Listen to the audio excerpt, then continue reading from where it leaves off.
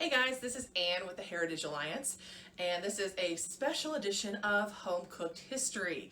Now, I am not a professional chef, and this is not a professional kitchen, and obviously I am not your usual host for this segment, our programming coordinator, Megan.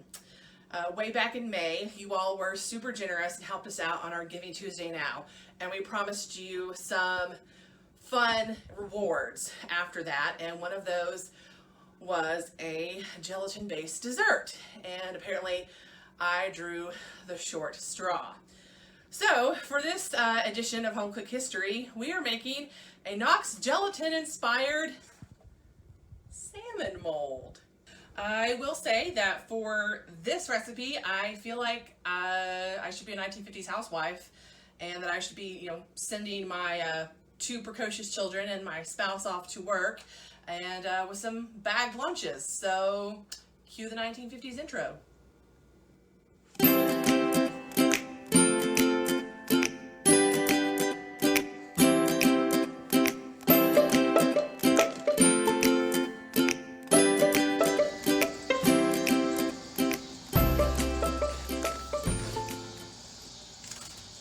Well, now that I've sent my cats off to school, there's no getting around it. It's time to make the salmon mold. Now, the recipe we're using today comes straight from an old Knox Gelatin cookbook, so straight from the source. And here are the ingredients that you're going to need to make this salmon mold. All right, you're going to need some gelatin, preferably Knox, cold water, the yolk of 2 eggs, salt, melted butter, milk, mild vinegar or lemon juice. I am going with the lemon juice. You're going to need canned salmon, tuna fish or crab meat. I am going with the salmon, mustard, and paprika. And these are the ingredients that are going to go into our delightful salmon mold. But people were making gelatin dishes for years. They were all the rage, and there were tons of cookbooks inspired by them. So they have to be good, right? We're all familiar with Jell-O, or one of its store brand competitors, that wiggly, jiggly dessert that graces many a community table at a potluck or barbecue. You may be surprised to learn that the origins of Jell-O are actually a protein produced from collagen, a gelatinous substance that is extracted from boiling animal bones. It is widely reported that the French were the first to use gelatin in cooking. The gourmet-minded French liked their gelatin. The preferred spelling is without the final E, whether you're referring to flavored or unflavored gelatin. Gelatin was once considered a sign of wealth.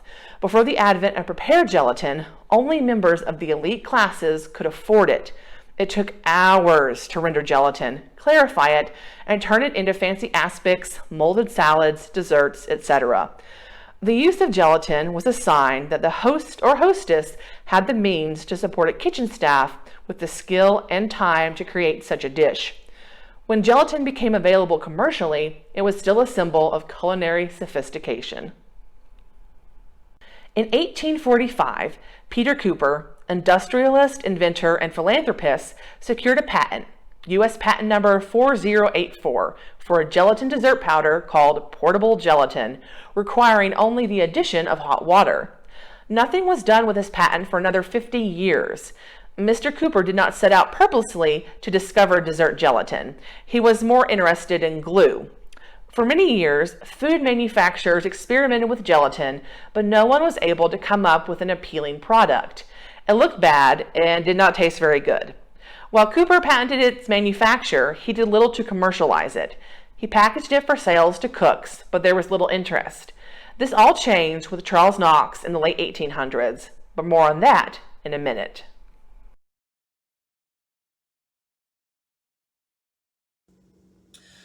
All right, so obviously the most important ingredient is the gelatin. Now, don't go to the store and buy the stuff they sell today, like the already mixed up bags for Jell-O or like the store brand or whatever, because that's sweet. It's already got sugar in it. And it's not designed for a savory dish like a salmon mold. So you want unflavored. And turns out you can still get Knox Gelatin on the internet. Thank you, Amazon. So get yourself some of this to make this recipe. The recipe originally calls for sparkling Knox Gelatin, which you cannot get anymore. It used to come in can form, but you still can get these little pouches. So if you really want to be true to this recipe, hop on Amazon and get you some of this. In 1889, Charles B. Knox of New York discovered a method of granulating gelatin, which turned it into the practical, easy-to-use standby of modern cooks and home entertainers. Before that, it had been sold in sheet form. In 1896, Rose Knox published Dainty Desserts, a book of recipes using Knox gelatin. Knox quickly became known for his revolutionary marketing techniques.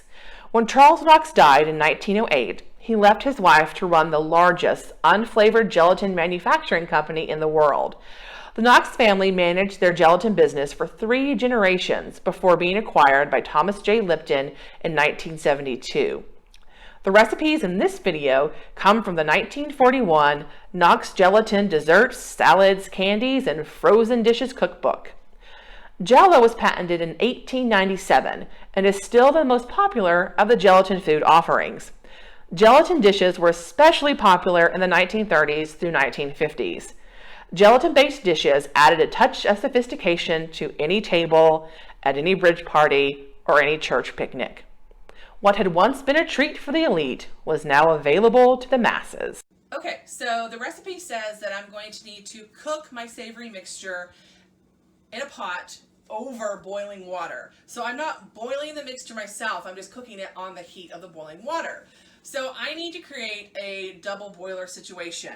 So you want to take your smaller pot, put it in the bigger pot that's going to have the boiling water in it, and then probably what you want to do is pour the water in around that smaller pot so you kind of know what your fill line is like, so that when this is ready you don't suck it down and it splashes out everywhere.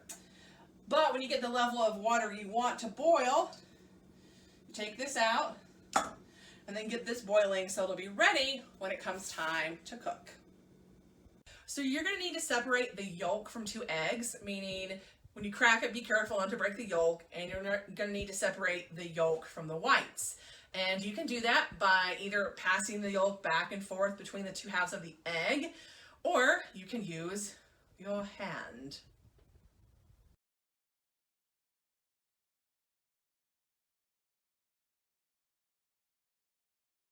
All right, so the recipe calls for 1.5 teaspoons of melted butter. That is half of a tablespoon. And since this is the 21st century, we will be melting our butter in the microwave.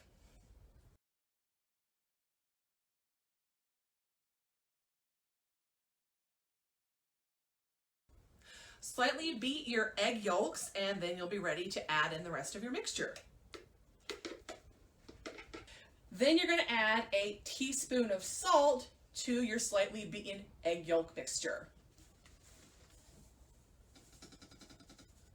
Next, you're going to do a teaspoonful of mustard. Next, you're going to add a 1/4 teaspoon of paprika. Then you're going to add your 1.5 teaspoonful of melted butter. Then you're going to need to add 3/4 cup milk. Then you're going to add your vinegar or lemon juice in my case, and you're going to want 2.5 teaspoons in your mixture.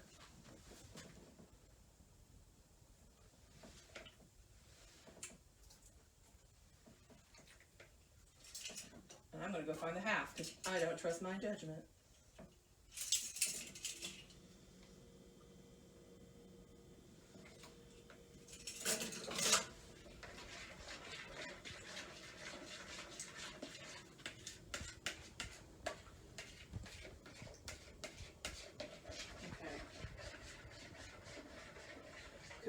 Okay, so our mixture is ready, and we're going to transfer it to this bowl here, and we're going to put it inside our boiling water to cook.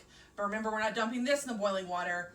It's going into this bowl, which is going inside the boiling water. So let's get cooking.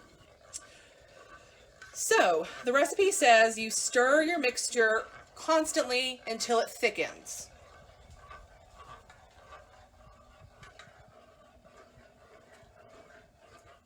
At what point does this thicken? Next, what you're going to want to do is soften your gelatin in a 1/4 cup of cold water. So then you're going to need 2 cups of salmon. It smells just as good as it looks. So our mixture is pretty much the consistency of gravy, is by what they mean by thicken.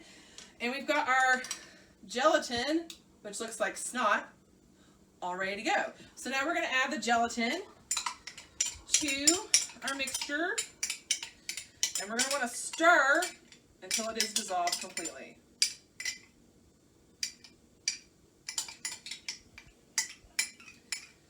Okay. All right. Chemical reaction at work. Then you're going to take your 2 cups of salmon and separate it into flakes and add it to your mixture and become very popular with your cats. Oh my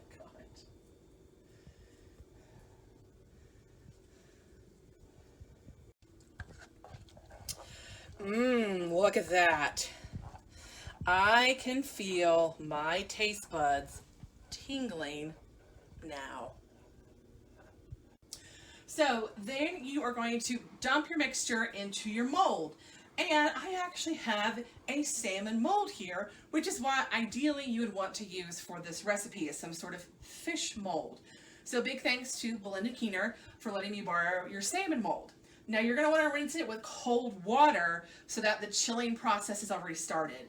So we are rinsed. We're going down. We are taking out our mixture from the heat, and we are pouring it in the mold. All right, so we are ready to put our mold with our gelatin mixture into the fridge. It doesn't say you have to cover it, but I'm choosing to cover it to protect my fridge from the intense salmon smell, at least to some extent. Make sure you clear a space in your fridge first for where your mold is going to go. That will be helpful. So in goes the salmon.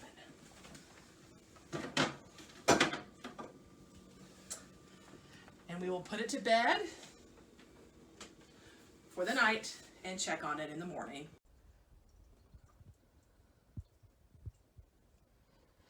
Okay, so our salmon mold has clearly set overnight, and it is now the right consistency.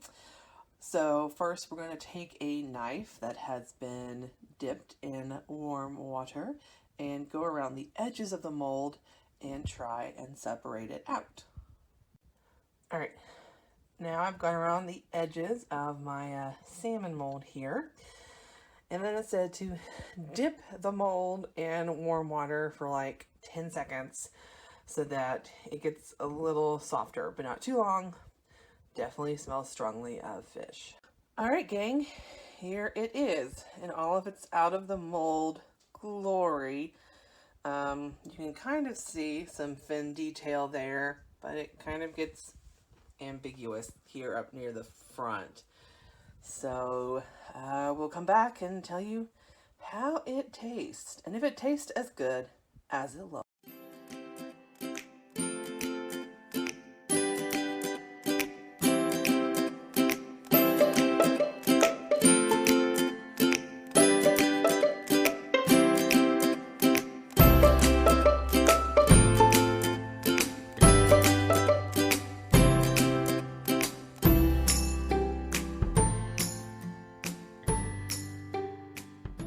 Hey guys, this is Anne with the Heritage Alliance, and as you can see, start over.